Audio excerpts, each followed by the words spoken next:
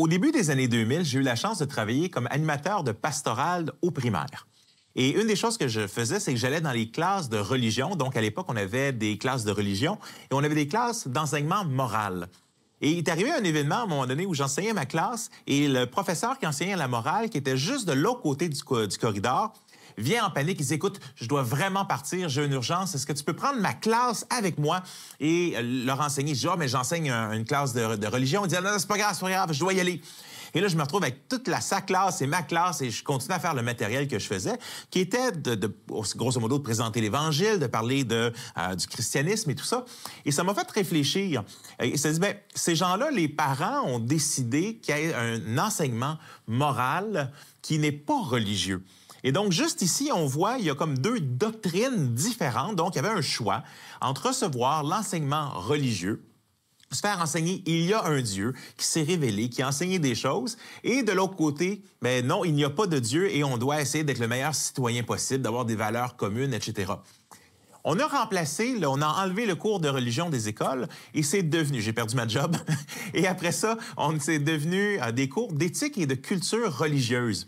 J'ai aussi eu la chance d'enseigner ce cours et une des choses qui est intéressante, c'est qu'on enseigne dans ce cours-là, c'est essentiellement toutes les religions sont fausses, mais sont toutes égales dans ce sens où c'est des belles expressions culturelles. Donc, on a une culture catholique, puis d'autres ont une culture islamique, et d'autres une culture hindouiste. Et donc, on va célébrer les différentes cultures, puis tant que ça reste au niveau culturel, c'est super. Par contre, quand on a un qui est pratiquant, là, on commence à avoir un peu de difficulté parce que là, il ne faudrait pas enseigner ça aux autres. Mais en fait, l'hindouisme, le bouddhisme, le christianisme, l'athéisme, l'humanisme, c'est toutes des doctrines. C'est-à-dire que c'est un enseignement, une vision particulière que l'on enseigne. Ça m'a amené à faire ma maîtrise en philosophie sur la question suivante. Est-ce que c'est un comportement éthique responsable pour un professeur, au primaire ou au secondaire, de partager ses valeurs, qu'elles soient religieuses ou philosophiques, avec les étudiants? Je suis arrivé à plusieurs conclusions. Une première chose, c'est que ce qui nous pousse à l'action dans notre vie, c'est nos valeurs. C'est ce qu'on considère, comme quelqu'un disait dans le Vox Pop, mais on enseigne ce qu'on considère vrai pour nous, même si c'est peut-être pas nécessairement vrai. Je donne un exemple. Pour certains, l'écologie, la protection de la planète, c'est une valeur importante. C'est ce qu'ils font, qu'ils vont vouloir être zéro déchet ou qu'ils vont vouloir faire attention au recyclage ou à leur consommation. Mais c'est aussi, généralement, les valeurs nous poussent à vouloir convaincre les autres, dépendamment de combien importantes ces convictions sont. Dans le cadre, par exemple, de vouloir sauver la planète, mais il y a un peu cette idée, mais si on ne change pas notre comportement, nous n'aurons plus de place pour vivre et les prochaines générations n'auront pas de place pour vivre. Alors, je suis militant pour communiquer, endoctriner, en guillemets, d'une certaine manière, les gens, donc les instruire dans ma doctrine, les instruire dans ma vision du monde, tenter de les convaincre. On voit la même chose avec le véganisme, par exemple. Les gens qui disent on ne devrait pas manger les animaux, puis ils peuvent le vivre librement ou ils peuvent essayer de te convaincre. Mais il y a une différence entre avoir un esprit critique puis dire, regarde, moi, je suis végane, voici les raisons pour lesquelles je suis, voici pourquoi je pense que c'est des bénéfices pour toi, mais tu es libre de choisir ou pas et de comparer est-ce que c'est une bonne option ou pas. Donc, il y a une différence quand on arrive à la question de est-ce que je peux partager mes valeurs? Eh bien, c'est sûr que si on est dans une position comme un prof, on a une position d'autorité, il faut être spécialement attentif parce que les enfants qu'on a sous notre charge, mais ils nous écoutent plus attentivement. Fait qu'il faut faire attention à ce que l'on transmet. Mais c'est impossible de laisser complètement nos valeurs et ce que l'on croit de côté.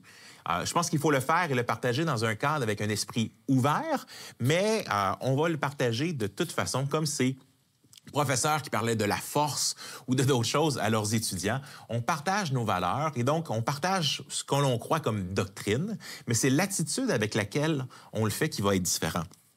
Dans notre monde, actuellement, que ce soit au cégep, à l'université, il y a plein de doctrines qui sont enseignées, telles que, par exemple, le libéralisme, qui promouvoit, par exemple, les libertés individuelles, les droits de l'homme, l'économie de marché.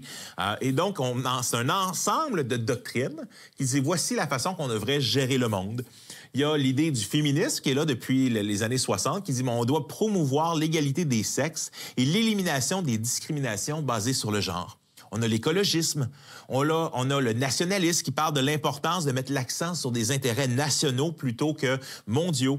On a l'humanisme séculier qui met l'accent sur la dignité humaine, sur la raison, sur le fait d'être laïque, c'est-à-dire de séparer complètement la religion et la raison. On a le multiculturalisme qui encourage la coexistence de différentes cultures au sein d'une même société. C'est tous des doctrines et plusieurs d'entre elles sont enseignées fréquemment, puis on verrait pas ça comme « Ah, mais là, je suis en train d'endoctriner les gens dans le libéralisme, dans le féminisme, dans l'écologisme. » Mais en fait, c'est un peu ça. Et en bout de ligne, il y a des doctrines qu'on a rejetées avec raison. Par exemple, le nazisme, par exemple, qui était une doctrine, une idéologie qui était avancée. L'eugénisme, qui est l'idée qu'on devrait faire des manipulations génétiques pour finalement créer la race parfaite. Ou encore la théorie raciale scientifique, qui était une croyance basée, en guillemets, sur la science, qui disait que certaines races étaient inférieures à d'autres. Fait que, il y a des vraies doctrines, il y a des fausses doctrines, puis il y a la façon avec laquelle on communique. La véritable question qu'on doit se poser, c'est plutôt quelles sont les bonnes doctrines ou la bonne vision du monde à transmettre. Et à ce moment-là, le christianisme, est-ce une vraie vision du monde? Est-ce que c'est une vision du monde valable? C'est ce qu'on va continuer de discuter. Vous avez des questions ou des commentaires sur ce que vous venez d'entendre? Contactez-nous par téléphone ou réagissez sur les médias sociaux.